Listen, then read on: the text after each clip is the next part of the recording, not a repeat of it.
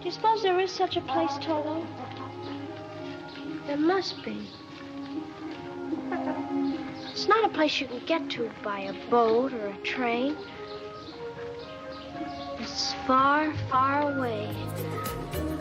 Behind the moon, beyond the rain.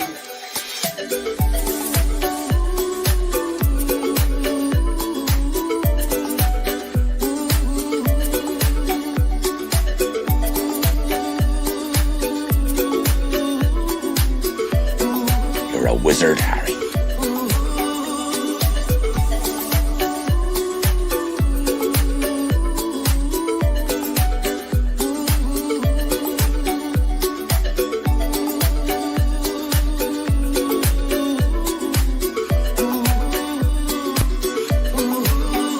If I take one more step, it'll be the farthest away from home I've ever been.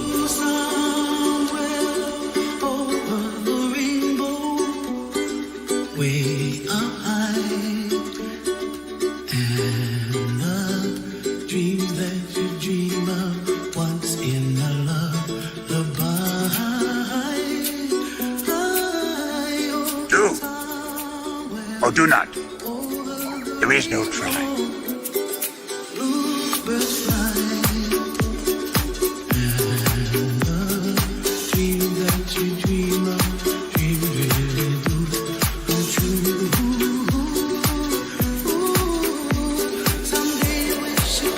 Open the pod bay doors, Kyle.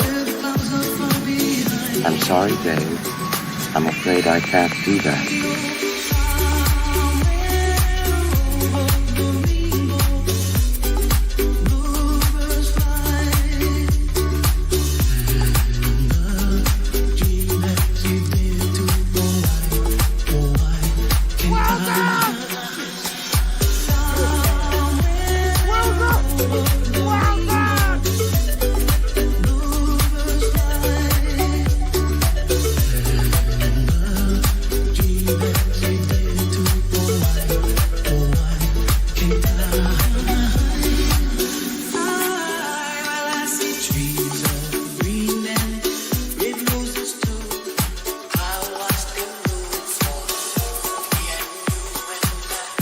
I love you, Margie. I love you, Ingram.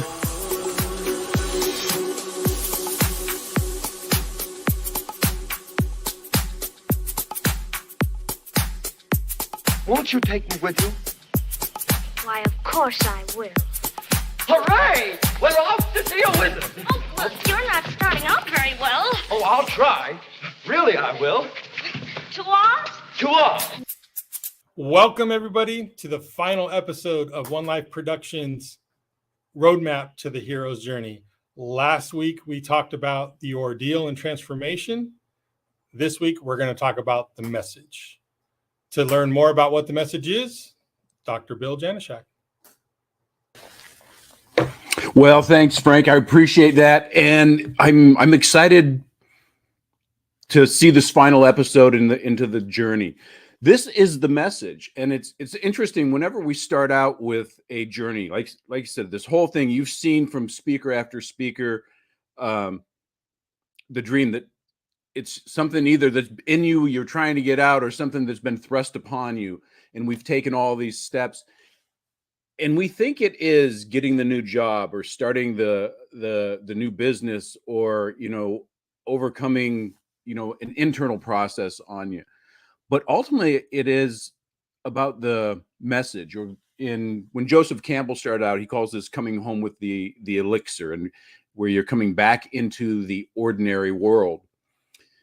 You've learned all these steps. You started out, in the ordinary world, you had a dream, you refused the call, and all the steps that we've gone, but you've overcome yourself. And most people think it's the big ordeal, the external representation of whatever you're doing.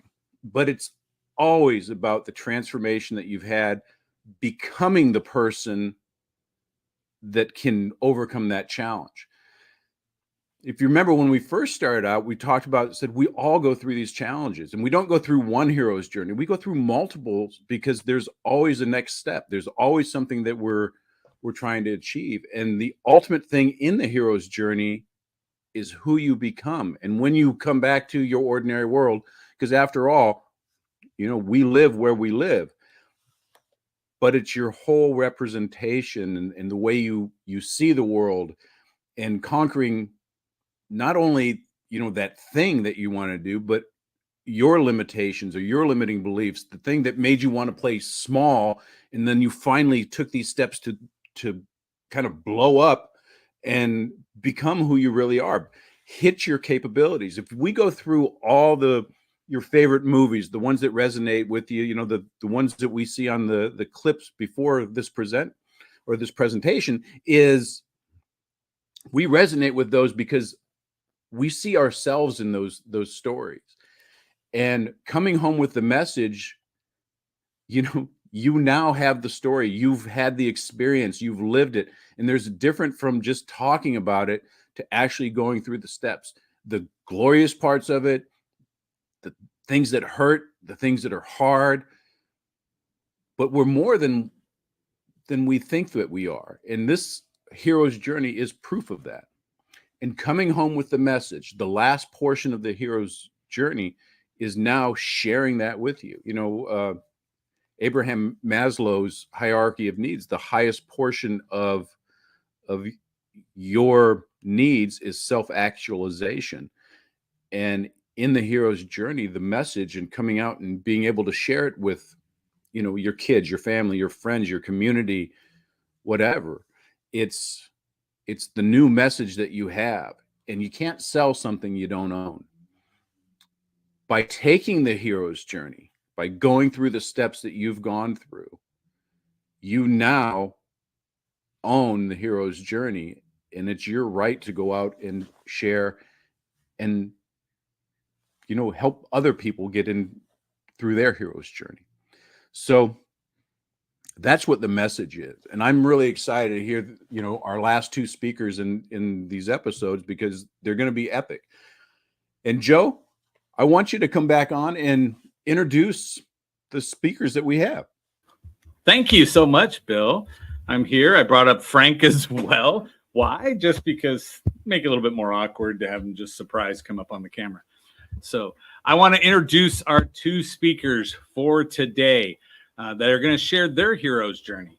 Okay. So first person, near and dear to my heart, Lisa Copeland, international keynote speaker and sales strategist that traverses the nation, sharing top-tier sales and strategy expertise that propelled her to prominence in multiple industries. Recognized as one of the top 100 most influential women and notable national media contributor. Okay, she has businesses, she has family, she tackles it all. And she's an amazing individual, speaks to large corporations and associations alike, but she is the lioness of sales and branding. We're also going to be speaking with Wesley Goo. Wesley Goo is an American entrepreneur, an artist, and keynote speaker. His work touches a wide range of topics, including lifestyle by design, personal development, interpersonal relationships, art, and culture. Okay, from his work with Tony Robbins to his TEDx keynote on the subject of reinvention, from his public appearances to his philanthropic participation in social justice organizations, he remains steadfast in his mission of equipping leaders for the future. So we have two people that are excellent at bringing themselves and rebranding and reinvention and helping other people to become the best version of themselves. Some by example, right? Others by coaching training. So I just want you guys to understand that it's my privilege to bring up Lisa Copeland. Lisa Copeland, would you be kind enough to share with us part of your journey that you've gone through? Yes. Hi. Well, first of all, Frank and Bill and Joe, thank you so much for inviting me on this hero's journey. And as I was preparing for this and I was thinking about it, I thought, what is the most impactful thing to me personally that I could share that might encourage somebody else? And so I think probably for me, it was March 17th of 2020. I was on a stage speaking for Atlas Van Lines. I was the closing keynote speaker for their international conference of all of their franchisees, their employees, corporate, this, that, and the other. And I walk off stage, and the meeting planner meets me. It was in Chicago, by the way. Meeting planner greets me at the back, and she said, we have a car waiting for you, and we're going to take you to the airport this evening. And we'll take you to go get your luggage. And I said, no, I'm not going home. I've got a meeting with the executives in the morning. And because I was going to sell them a big consulting package. They needed me. And she said, no, Chicago's going on lockdown in the morning. And I go, what do you mean? And she said, if you don't get out of here tonight, you will be locked down. I mean, you will not get out of here. And I'm like, locked down? What are we talking about here? And she said, the coronavirus. Now, y'all, I'm from Texas. So, I mean, it was like, what? I mean, because at this point, it had not hit Texas yet. It was not a thing in Texas. So I remember getting to Chicago O'Hare Airport, and I'm the only one who was not in a mask and gloves and a hazmat suit and everything else. And really, that was probably the only time I was truly afraid. And getting on that airplane, heading home, flying back into Austin, Texas, where, they had bands playing in the airport. People are eating barbecue. It's a party. Like, it was insanity. So, I went with it, but within the next 7 days, my agent started calling me. We're canceled. We're canceled. We're canceled. We're canceled. I mean, I'm still making up speaking engagements from 2020 in 2023. I've got one in 2 weeks.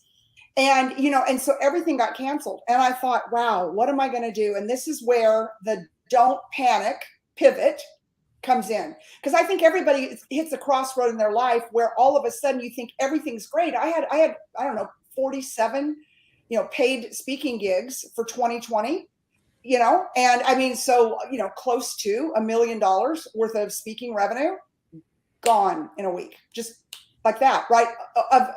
Because of something that was not in my control, right? You cannot control a pandemic. You cannot control illness. You cannot control, there's just something you can't control the weather, right?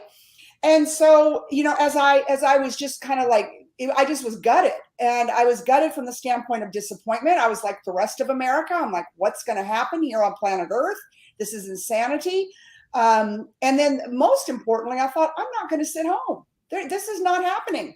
So my background, this is kind of how I came to it. My background is I've been an automotive dealer. I own a mortgage company, financial services, insurance company. So I've owned or still own all of these entities, which Joe talks about my reinventing myself. But the only thing I'd never done is I had not gotten a real estate license. So about the time as I think that when I made the decision not to panic, but to pivot, I literally was reached out to by Tariq El Moussa from HGTV and a guy by the name of Haas Pratt, because we all had the same agent out of New York that like a talent agent that was booking us. And those guys talked me into getting a real estate license. They're like, because, it was an essential job. But here's the part of the hero's journey that I want to really drill into for everybody out there who might be struggling, is I almost stopped what I think is the greatest journey I've ever taken before I ever started. And why I almost stopped it was I stopped it in my head, because I could not get my mind around how I would pivot, how I would lay the tracks for this. What if I failed? What if I got in there? I never sold a house. At that point, so I had so much self-talk. And I remember a talk that my two partners had with me, Tariq El Moussa from HGTV. He's got the show Flip or Flop, and Haas Pratt. And both of them said to me, I said, guys, how do I make this pivot? Like, it doesn't even make sense. Like, one day I'm on stage, I'm a speaker, I'm doing TV and this and that. And the next day I'm a real estate agent. Like, And, I couldn't get the story. So I will tell you, and I'm telling you guys and gals, when you make a pivot, when you go on your hero's journey, it's really important to craft your story, because you've got to have a story to take the people on the journey with you. So if I would have just gone out with, oh, I'm in real estate now, without having a bigger purpose, a bigger mission, and being able to create that story so people would understand why I was doing what I was doing. Because not only did they bring me in to sell real estate, but they really brought me in for a bigger purpose. And that was to build the largest real estate team in the country, which, we're not the largest, but we're getting there. We've got about 1,700 agents in our organization, including the Cardones, Elena Cardone and Sharon Lecter, Sharon and Michael Lecter, and of course, Tariq El Moussa and myself. And so, but I thought, God, like, this is such a big deal. And we were doing it in the middle of a pandemic, but I just want to encourage everybody, like, you can't stop yourself before you get started. And I almost did it. I almost quit on that too. And if you quit on yourself, everybody else will quit on you also. And I want to encourage everybody to find a mentor. Like, if you're in a position that you're ready to make a pivot, okay, or you need to make a pivot, and you're all up in your head and you're like, I can't do this. I'm going to fail. I call it imposter syndrome. I started thinking, everybody I know's got a realtor. Their sister's a realtor. Their brother's a realtor. Why would they choose me? What if I fail? I'm so public. People would just laugh at me. They would say I was a quitter on what I did before. Like, I was so up in my head. And when I made the decision not to quit on myself, to have the courage, in the absence of courage, you do it scared. And I did it scared because I definitely had an absence of courage.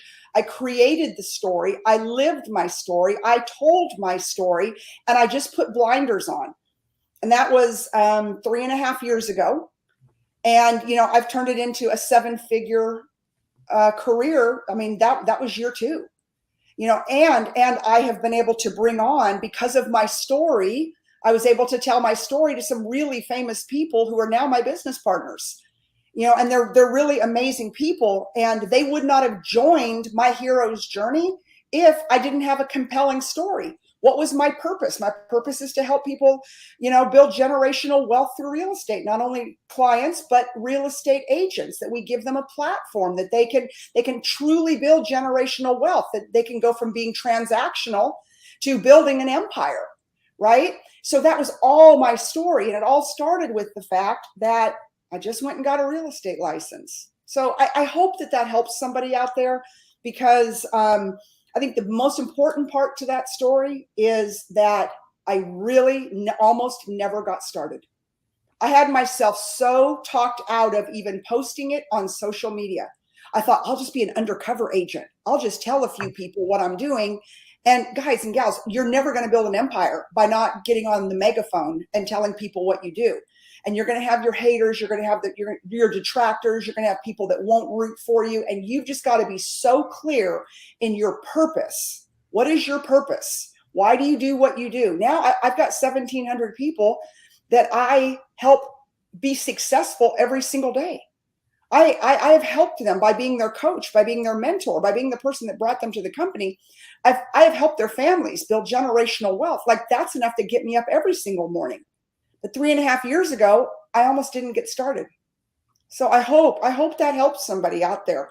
And, I'll leave you with my favorite saying, is, in the absence of courage, you got to do it scared.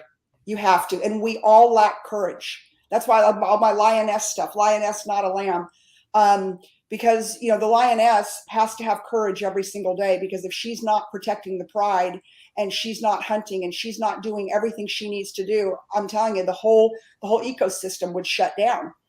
And so, no matter what you're doing, you've got to stand up, because you're the only one who's going to make sure that you are successful in your journey. Hey, Lisa, I have a question for you.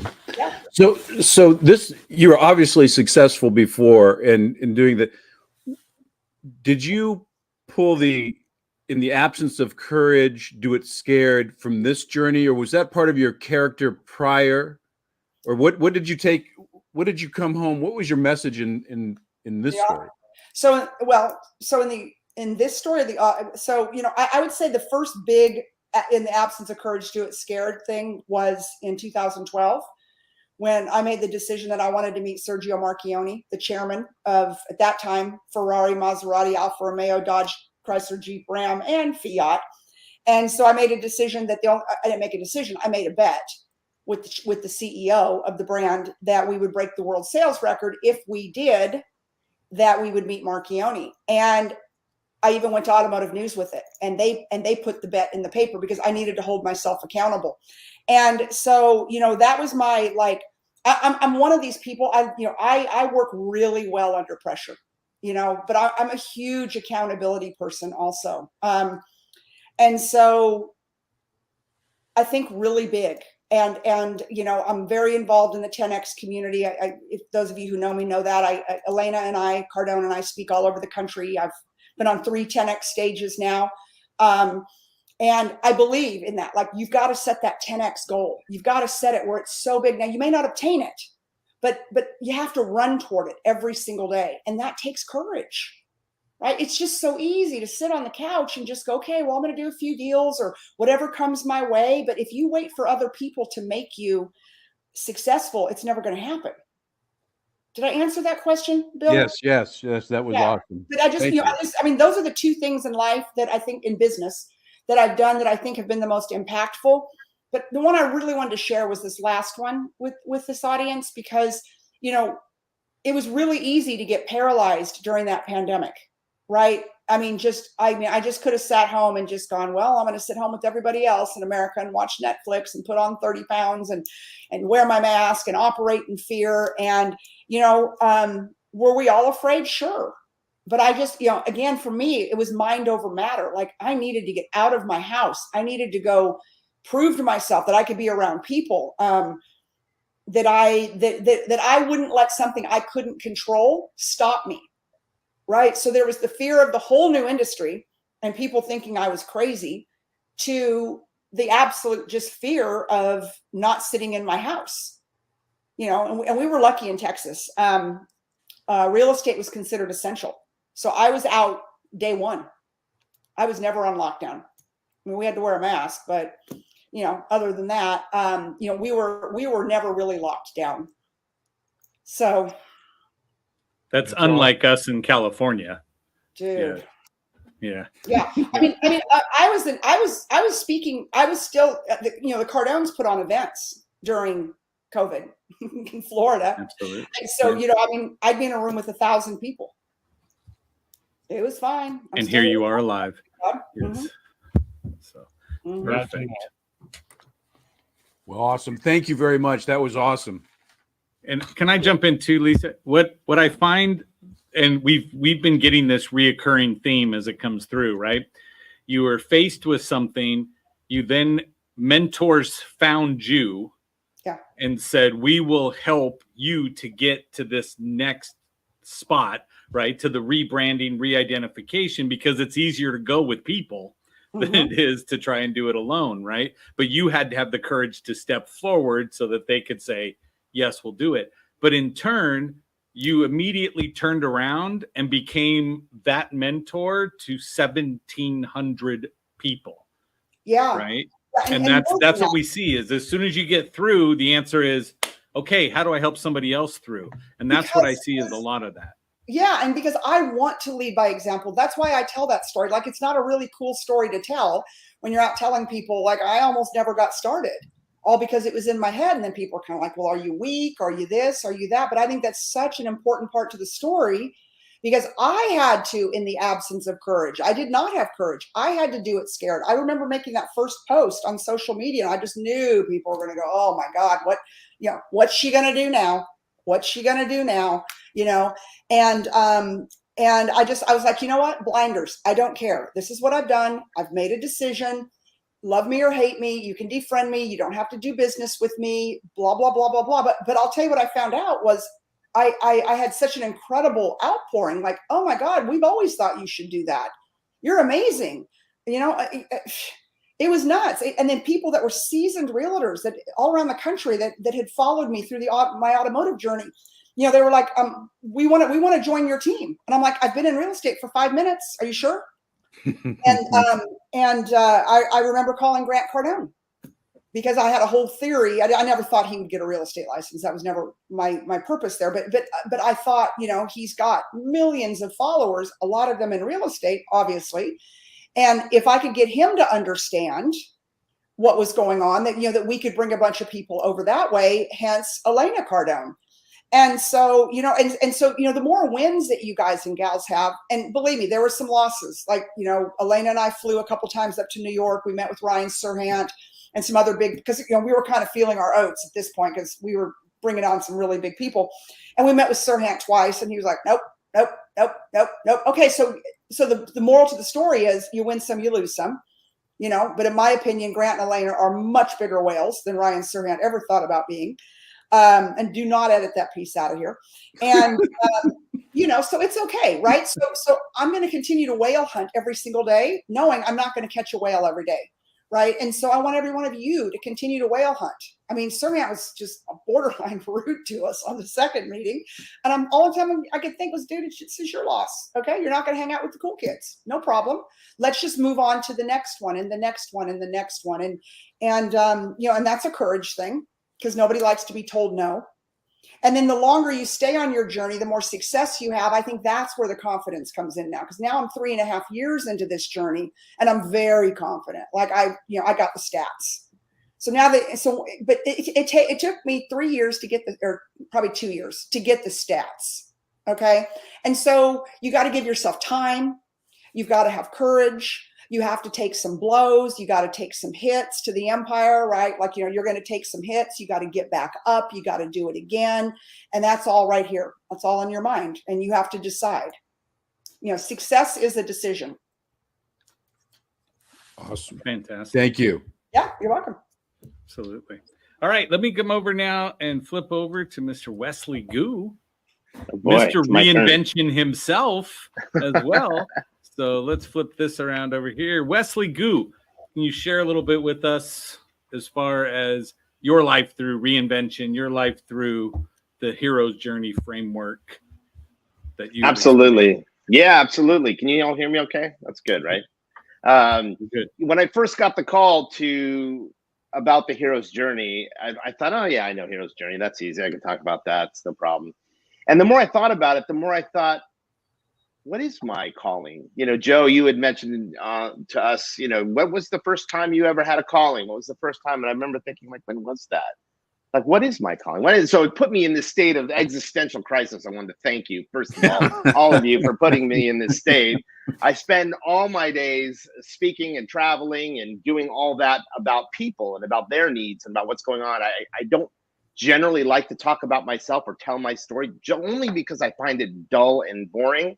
I know it's not, but but for me, talking about it just feels like I'm talking about myself. And I'd much rather talk about you, what you're going through, what the problems you face are, what the solutions to those problems can be, and set you off on the right road. So all that to say, thank you, gents, for putting me in this existential crisis state. So let's talk hero's journey, okay? Let me share my window here, my screen. I'm not a PowerPoint expert, but I'm going to do my best. I'm experimenting with this. So if you bear with me, this is part of my hero's journey, is to learn PowerPoint. So if I were to think about when was the first time I felt a calling, or what was my calling, or what is my calling in life? I've wrestled with this question on and off, because we've talked about this before, you gents, and also our friend Bob, about what do you do for a living? What's your thing? And everything you say doesn't encapsulate you. Have you ever experienced that before? Anyone watching, is that when people tell you and you say what you do, you don't feel like it fully encapsulates who you are, what your heart is, what your aspirations are, what your goals are. And so you're just forced to shove all of your life into this little box and explain it to somebody in 30 seconds. And so I was thinking about my life, and I remember a decisive moment I was going to share with you. I'm 15. I'm a nerdy kid in high school, actually junior high. I decide to follow some friends and go to a private school at well, it doesn't matter where it is, but in Bellflower, California. I went to a private school, and I'm nerdy, but I make friends with a group of seniors. They're super nice, really caring. One of them decides to drive me home because I lived really far. I lived like 45 minutes from the school. So I had to take the bus all the time. But once in a while, he would drive me home because he lived in the same area. So we're driving home one day, and all of a sudden, he puts on a cassette tape of the band U2. And he puts on the album called Under a Blood Red Sky. Now, you may not be a U2 fan, you may not like music, or you may not know that album you're familiar with, but that moment that something happened where time and space stopped and the divine broke in the natural world and rocked my world. I was never the same again. So if you see here, it was this album, U2 Live at Red Rocks. I didn't know anything about music. I mean, I had heard bands like Fleetwood Mac and Toto and other 80s pop. But this was revolutionary for me. I felt, oh my God, I just want to listen to this album nonstop over and over and over. And I didn't know what was happening. My parents were like, why are you listening to that over and over and over? Like, it's just not whatever. And I would begin to ask this question, why is it different than all the other music out there, right? I know this sounds funny, stay with me. I was wondering, what's the difference? Why is this reaching into my heart and soul and calling to me in a way that everybody else listening to all their 70s, 80s music was not doing that? And so it started a journey for me. My whole life changed. There was before this moment in the car. There was after this moment in the car. I can divide it. If you're a music fan, you can tell I'm a music fan. They'll say about the Beatles, there's pre-Sgt. Pepper's and post-Sgt. Pepper's. Once you decide which Beatles fan you are, your life can begin. That's an old joke among Beatles fans. It's like, which are you, pre-Sgt., post-Sgt.? Here's my life, pre-U2, which was only about 15 years, and post-U2. But it started me asking the question, what is the difference between the extraordinary and the regular? Right? Now, I could have said ordinary because that would be symmetrical, extraordinary, ordinary. But I like the term regular because it's not pejorative. It's not condescending. It's just the regular day-to-day life that we all live, that our parents live, our friends live. Sunday brunch and Saturday doing our thing, going on to the park, and work during the week we're working. But what's the difference? Why does something stand out in you, calls to you, reaches into your soul? When I heard that album, it reached into my soul and called to me. Now, if you don't know anything about U2, U2 in the middle of a sea of music is a band about calling, about focusing on calling. What are we called to do in the world? And so what did I do at that point? At that point, I just decided to follow it. My parents were saying, oh, what are you growing out your hair for? And, you need to do this. And then some of my other friends were like, what are you talking? What is all this obsession? So I started a band. And my friends and I got in a band. This is probably 15, 16 years old. And we were I couldn't sing, but I was the lead singer. And I just knew, despite my talent or lack thereof, that I was called. And so we're talking about calling. And this had me reflect on the first moment I felt called, but also got some heat, some resistance with it, right? My parents were the first ones to kind of not understanding it. Society was like, well, why don't you get in a rock band? And so, go with girls and alcohol and all that. I didn't want to do that. I wanted to be about changing the world. And so even relationships I had, romantic relationships I had with my ex, she was like, music's not really, you should really give it up and go for something serious, get a job, do something different. And I was wondering why I was feeling called to this thing. And so the question I have today is, how do you define calling? What is a calling for you? What does it look like? So in music, I'm going to use this example, acting. In acting, you might know the name Daniel Day-Lewis, right? He's a famous actor. He's one of the best actors, legendary. He had this phrase when he was talking about how to choose a movie or a script, because he has his pick. He can choose anything he wants. He said this. He was talking about a certain role, and it said, you feel yourself irresistibly drawn into the orbit of a hitherto unknown world. Now that's fancy. It's almost like Shakespearean, but that's what I felt. If I had to summarize calling, I could say, well, if you feel that God has called you this, or the universe has called you this, and you feel, but we don't know what that is. This is how I describe it. When I feel pulled into the orbit of something, almost against my will, as it's pulling me, I'm not chasing it, it's pulling me, and I can't let go if I try. That's for me how calling feels. So yes, there are things I like, things I do, things I pursue, that's fine. But there are certain things in my life that I feel absolutely called to do. Now, in that calling that we feel for the hero's journey, when we set out, there's a period there in the hero's journey where you're going to encounter some trials, right? You're going to encounter some obstacles. People are going to stand against you. In narrative structure, in storytelling, they say that there's 3 kinds of people or situations that will stand against you. And this is helpful, and we'll tie this in at the end of how this stops people from following their calling. Number 1, there's an external antagonist, right? Dr. Bill brought up about villains, whether it's Star Wars, who's the external antagonist? Darth Vader. In Rocky, it's Apollo Creed. In Braveheart, it's Edward Longshanks. In Harry Potter, it's He Who Shall Not Be Named. See, Harry Potter fans will get that. But then there's the intimate antagonist, right? That's the one that's closer to us. It's not the villain or the enemy. It's the person we would never suspect. Now, they're not malicious, but they're people that question our decisions. Maybe you have a spouse or a significant other, or maybe you have close friends that are like, what are you doing? Why are you doing that? Or it's parents, or it's anybody that's close to you, a mentor, a pastor, anybody that's in your sphere that whose voice matters to you. They question you. That's a harder antagonist to overcome. And then finally, the biggest one is your inner antagonist, the self-doubt, the fear that says, can I do this? Right? So in the intimate antagonist in Star Wars, who is it? Right? You have Han Solo and Princess Leia who don't know if they trust Luke Skywalker. And then who's Luke Skywalker's biggest inner antagonist? Himself. Am I really called to be a Jedi? Or in Harry Potter, it's his friends. Or in, I don't know, one other example, Rocky, right? You have Adrian and you have Mickey who are doubting Rocky. But the inner antagonist is the biggest one he has to overcome. Can I do this? And so in that quest, we're going to overcome those 3 antagonists. So music was the first time I called. I won't spend as much time, but it's on the other ones, but it's essential to understand that that's how calling works. If you look behind me, you'll see my mentors right there. There were certain mentors I had with music.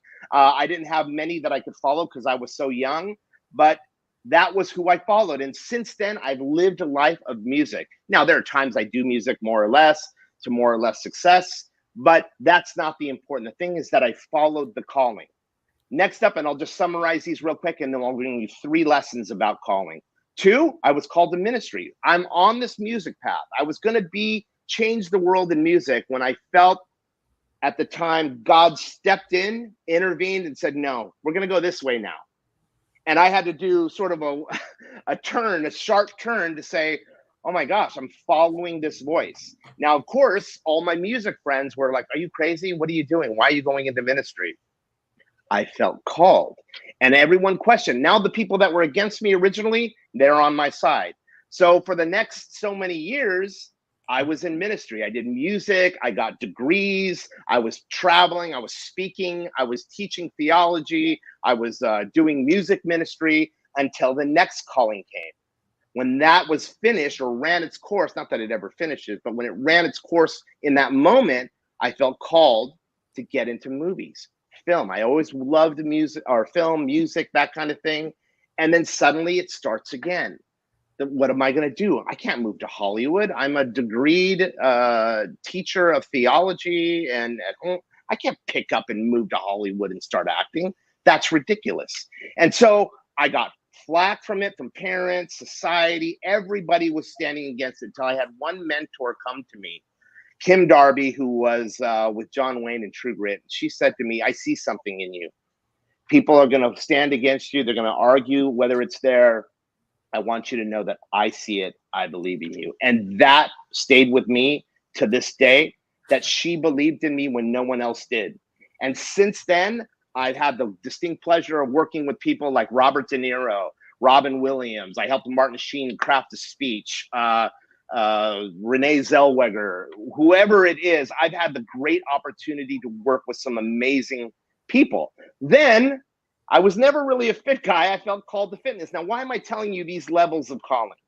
I'm telling you because sometimes you don't always know, or you think it's one thing.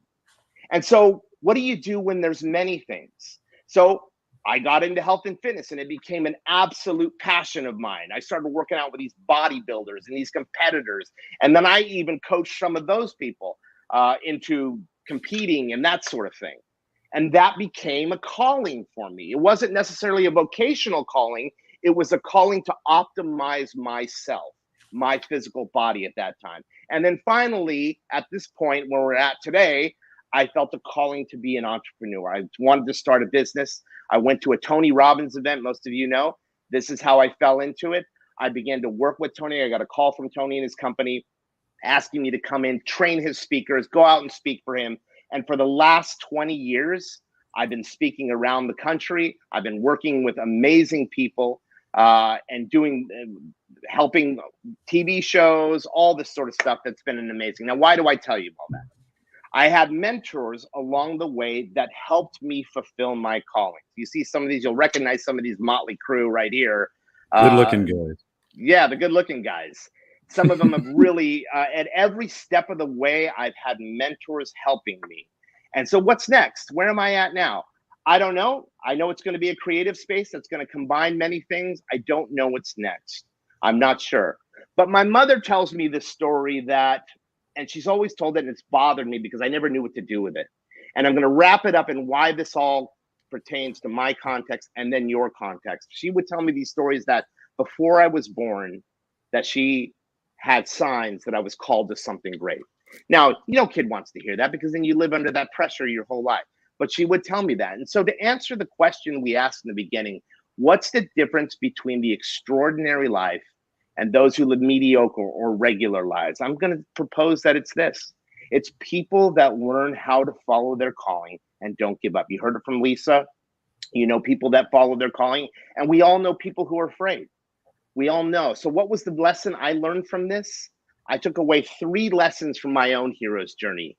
Number 1, when I asked myself, what have I been irresistibly called into or pulled into my life, whether it was to entertain people, to serve people, to optimize my body, to build a business, or to just share ideas that I think can change the world. The lesson for me was that calling wasn't one thing. I've always been called. And I will continue to be called. It's not what you do. It's not if you go into entertainment, you win an Academy Award and that was the fulfillment of your calling, or you win a Grammy and that's the fulfillment, or you make $1 billion and surpass Elon Musk as an entrepreneur. Then you have fulfilled your calling. No, the fulfillment of the calling has to do when you hear the voice, that you step out, you ensure that that journey to the elixir is one where you overcome the 3 levels of doubt. You learn this. Lesson 1, know you are called. Know when you are, for me, like I said, I was irresistibly drawn in. I've always been called. But my question for you is this. What were you called to? What callings have you had in your own life? And so whether it's to be a performer or serve people or create something, inspire others, whatever you feel, know that it's a calling for you and that your goal is to respond to the calling. Remember this, lesson 2. So number 1 is know that you're called. Number 2 is beware of 3 types of antagonists that will stand in your way. In the trial scheme from Hero's Journey, there's going to be 3 types of antagonists that will stand against you. The external, which could be tradition. No, that's not how it's done. Society. No, you can't do that. Media, haters who will doubt you. Religion will tell you who you need to be. Politicians will tell you who you need to be. And then there'll be the intimate ones. Those are harder to overcome, those antagonists. It's the spouse, the friends, the people close to you that doubt you, and that you'll have to manage that with care, but you'll want to push through that. And then the biggest one is your own fear and your own self-doubt. When you are called to something, that is going to be the biggest hurdle you will ever overcome. So lesson 3, surround yourself with supportive mentors, peers, and community. I could have never done the things I've done in my life had I not been surrounded by the best that I feel were given to me as gifts.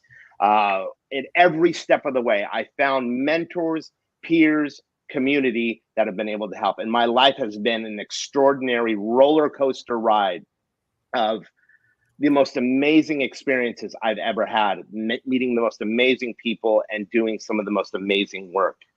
So that I raced through that really quickly, but my hope is to say whatever you feel is your calling. Maybe it's one thing, maybe it's 10 things, maybe it's periods of your life, whatever it is, know that you're called. Number 2, beware of those antagonists and know how you're going to navigate through that. And then number 3, surround yourself with people who can help hold your hands up, push you, guide you, care for you when you need it, and you'll achieve the elixir that you're looking for. So that's it. There you go. That was awesome, Wes. I always appreciate the way you put things. You know, we've had a lot of conversations, just personal, on the same thing, just kind of going down the rabbit hole and picking apart the different aspects. And this is one of the reasons why I wanted to have you on, because you get heady into the subject, but it's something that you really resonate with, and you have I guess if your superpower is to pull things apart and then kind of analyze them in your rearview mirror and go, okay, what is this? Yeah, and I always appreciate that. I got a question for you though. So as a 15-year-old boy going through that, and you knew that, you know, you started to get pushback from the parents. Why are you growing your hair? Why are you listening to this band? What are you doing? Yeah. You know, we talked before about that moment of courage where you have to step in. Where did you, and even on all your journeys, where do you pick up the courage? It was knowing that the haters were going to hate, or did you just, like Lisa said, put on your blinders? Yeah, it's a great question. The more I got in touch with the calling, the more I had the confidence and the courage to fight against whatever was standing in my way. The real challenge for me, where I needed to muster the courage, was the temptation to settle and to say, no, that's not realistic for me, or no, I can't really go that down. It's not just me, right? If it was just you and it was a neutral decision you ever had to make for your life, you would go one way. But it's not just you, right? It's your family, it's your kids, it's your current life, it's your friends, it's your location where you live, it's your current job, it's your current experience. Like, we are kind of confined by our current boxes or compartments. Not that those are bad and everything's bad and you got to break free. I'm not talking about that. I'm talking about we have settled into a life of certainty in these little compartments that we live in. And so to break free from that, oftentimes people won't break free. They won't listen, and they won't respond, or they'll reject it, as the hero's journey shows us. But I think the more you allow yourself to be pulled into the orbit, as Daniel Day-Lewis says, the more you allow that, if it's strong enough of a thing, again, I make the distinction between calling and what is just something you want to do, right? I like tennis. I might go and play tennis. I don't feel called to play tennis. But if I go to the grave and don't do X, Y, or Z, I will regret it for my whole life. Those are the things I call calling, and those are the things that pull at me every day, and I can't shed them. I went through a period where I didn't work out as hard as when I was felt called to fitness. So, traveling every week and doing that around the country, and 220 trips a year, like that kind of thing's crazy. But I couldn't let it go. It always nagged at me. It always ate at me. And every day it still does. So if you can let it go, you'll hear casting directors say this with actors. Listen, if you can do anything else, do it. You don't want the pain and the struggle of this. But if you can't let it go because it's who you are, it's part of your identity, it's part of what calls to you, then you got to follow it, right? That makes total sense. I mean, Lisa was talking about the same thing. It's, when you have to pivot and when you hear that thing. So this is a great way to kind of end this whole, our little journey together on the journey. And we've had speaker after speaker speak, but you notice the same thing. There's that internal battle that you have. There's a calling. When Lisa was, already successful, already just kind of killing it, and then she has to pivot, and there's this new thing, and it's almost going back into like Lisa's identity. Lisa, you were like, it's part of you to be that lioness, to go out and hunt and bring people with you too. I've noticed that in your stories, that you don't do this alone. Never. And time and time again, we talked about, when we follow the journey steps, so everybody listening, again, I say this in the episodes, go back and recognize all these wonderful people's stories, and you're going to see the hero's journey. This is why we wanted to bring it to, One Life Productions wanted to bring this out, is because you're going to go through this.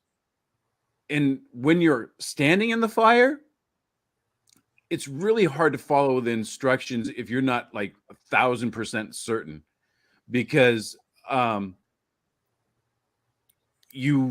it's hard. I mean, it's hard when you're going like that. I'm scared. I know Wesley said it. I know Lisa said it. I know Brian said it. I know that Sharon Lecter said it, and all the other speakers said, just go. Don't let your calling, your dream, what you're pushed to, go further. But it's hard. But if you know that this is the path that it's part of the journey, it's going to be easier to take. And, the other theme coming along, Wesley brought it out, and Lisa brought it up in this episode. Well, we got to find, our homies to take this journey with us. In the episode with Brian Galke was talking about when he had to pivot from corporate to, being his own guy, he had to find new people. This is all part of the journey. This is what Joseph Campbell did years ago.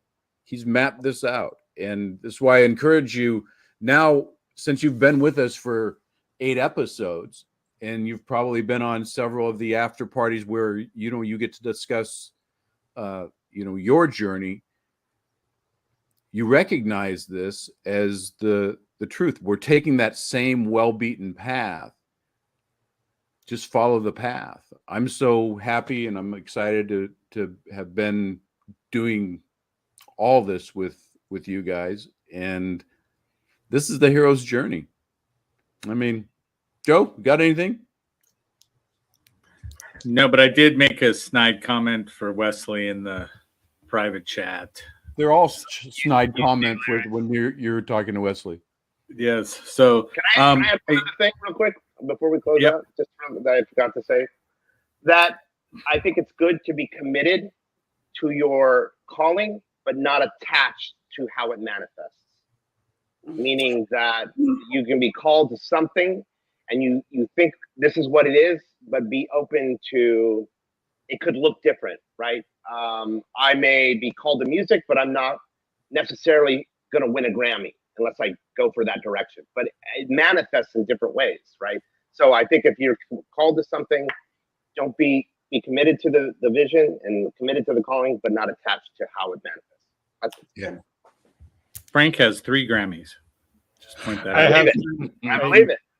I think one of the things that each of you pointed out in there is that the process repeats over and over again. So, as you achieve one goal, or as you're drawn into a situation and you overcome it, you become a different person, you elevate, you transform, and then the next challenge comes and you repeat this process over and over and over again.